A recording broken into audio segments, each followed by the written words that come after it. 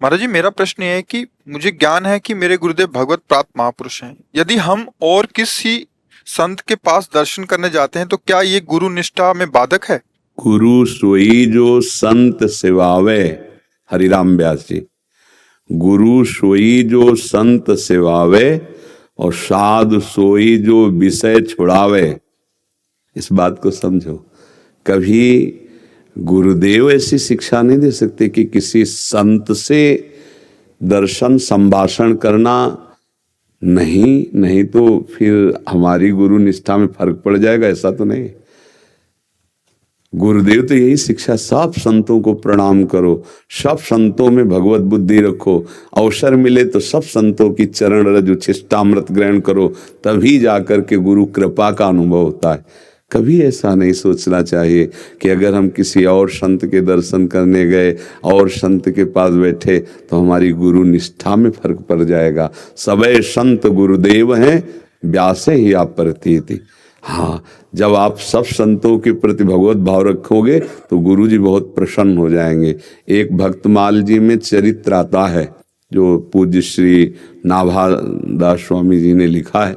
उस चरित्र में आता है कि अपने गुरुदेव को परब्रह्म मान करके एक विरक्त संत खूब सेवा करते थे, पर जब और संत आ जाते तो उनके प्रति वो भाव नहीं होता।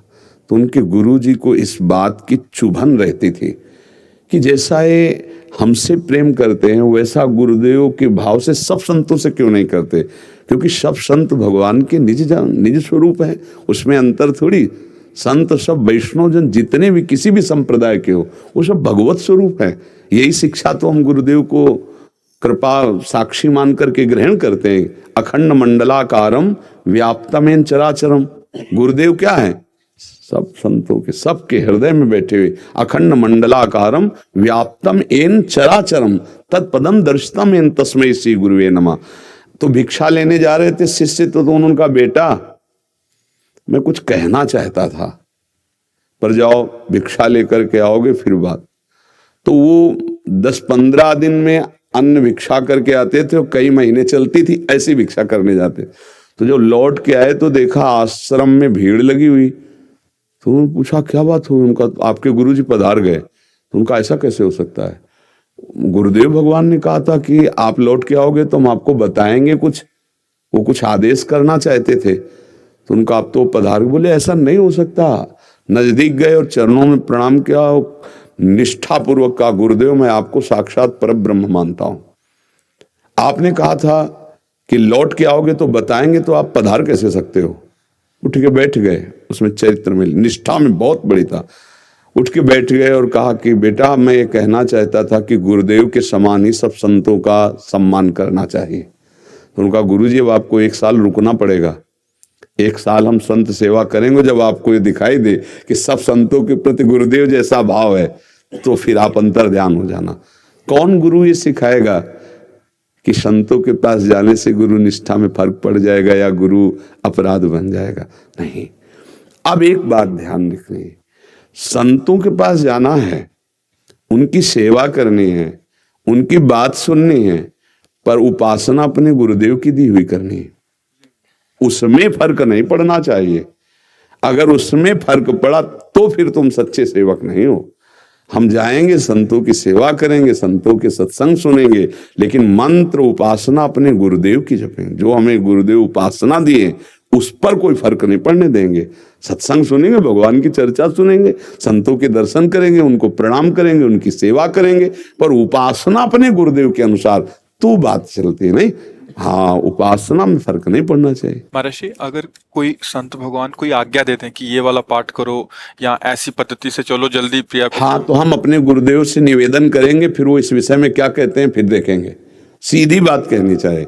जैसे कोई संत कह रहे कि आप ये साधन करो, आप ये, तो महाराज जी आपने कहा है, अब हम अपने गुरुदेव भगवान से निवेदन करेंगे वो क्या अनुमति देते हैं, देखते हैं। स्वयं हमारा अधिकारी नहीं है, हमारे गुरुदेव जैसा कहेंगे हम वैसे चलें। सच्चा उपासक ऐसा ही होता है, अपने गुरुदेव की आज्ञा पर ही चलना चाहिए। सत्संग सुने, सेवा करे, सब संतों को दुलार करे, ये तो हमारी उपासना है। पर हमारे अंतर की जो साधना है वो गुरुदेव से ही चलेगी, उस पर किसी का आदेश नहीं। गुरुदेव के समान जो उपासना में वो गुरुदेव के ही वाक्य, सत्संग सुनेंगे सबको हम भगवत स्वरूप मानकर, गुरुदेव का स्वरूप मानकर प्रणाम नमस्कार सेवा, ऐसे चतुरता पूर्वक चला जाता है। उपासक बड़ा प्रवीण होता है, अपनी उपासना में कोई फर्क थोड़ी आने देंगे। ऋषि, अगर ये इसलिए निवेदन कर रहे हैं कोई संशय न रह जाए, गुरुदेव प्रकट में विराजमान ना हो तो उस परिस्थिति में अगर कोई ऐसा आज्ञा करता है तो उसमें हमें कैसे आंकलन गुरुदेव के वाक्यों पर अगर हम स्थित हैं तो अपने आप आगे का रास्ता खुल जाएगा, किसी से पूछने की जरूरत नहीं। गुरु का शरीर रहे या ना रहे, गुरु तो रहेंगे ना। शरीर तो बदल सकता है, गुरु थोड़ी बदलने वाले, वो तो सच्चिदानंद है। और आपको जो मंत्र मिला, उपासना मिली, उस पे चलोगे तो आगे का मार्ग अपने आप खुल जाएगा, पूछना नहीं पड़ेगा। गुरुदेव यहां बैठे आज्ञा चक्र में, गुरुदेव यहां हृदय चक्र में बैठे, अभी इसी क्षण प्रश्न करो, उत्तर वही गुरुदेव तो दे रहे हैं। तो जो मंत्र मिला, जो नाम मिला, उपासना मिली है ना, मंत्र उपासना नाम, तो जिसको कभी ऐसा लगे कि हमारे गुरुदेव अंतर ध्यान हो गए, अब आगे हमें कैसे चलना, तो वही जपो, वही तुम्हें रास्ता आगे का दिखा देगा, जहां गुरुदेव है वहीं पहुंचा देगा, और किसी से पूछने की जरूरत नहीं। अगर इसके आगे भी संशय हो, नहीं खुल रहा है, दिमाग में नहीं आ रहा, तो गुरु के जो परिकर हैं उनसे मिले, उनसे बात करें, उनसे अपने हृदय की स्थिति रखे, या फिर गुरुदेव से एकांत में प्रार्थना करे तो अंदर प्रेरणा आ जाएगी। अविनाशी गुरुदेव हैं, अंदर प्रेरणा, अगर इतनी क्षमता नहीं है आंतरिक समझने की तो गुरु भाई होंगे, उनके गुरु परिकर होंगे, उनसे मिलकर बात करें, उनसे आगे पर चले वही रास्ता जो रास्ता पकड़ लिया, तो फिर उसमें संशय नहीं रहेगा। समझ पा रहे? महाराज, राधारानी कृपा से हम ऐसे संतों से मिले हैं जो एकांत में भजन करते, ठाकुर जी से साक्षात बात करते हैं। तो मेरा कभी मन होता है कि एक महीने में 1-2 बार जाकर उनके मिलो। नहीं, बिल्कुल मिलो, जाओ दर्शन करो, वहां की चरण रज माथे पे लगाओ और खूब उनका संग करो, उनके परमाणु खूब भजन करवाएंगे। संतों के दर्शन मात्र से भजन होता है। दरस परस अघनास बास निज संग करो दिन, तीन मुख हरिजस सुनत श्रवण मानो न तृपित चिन्ह।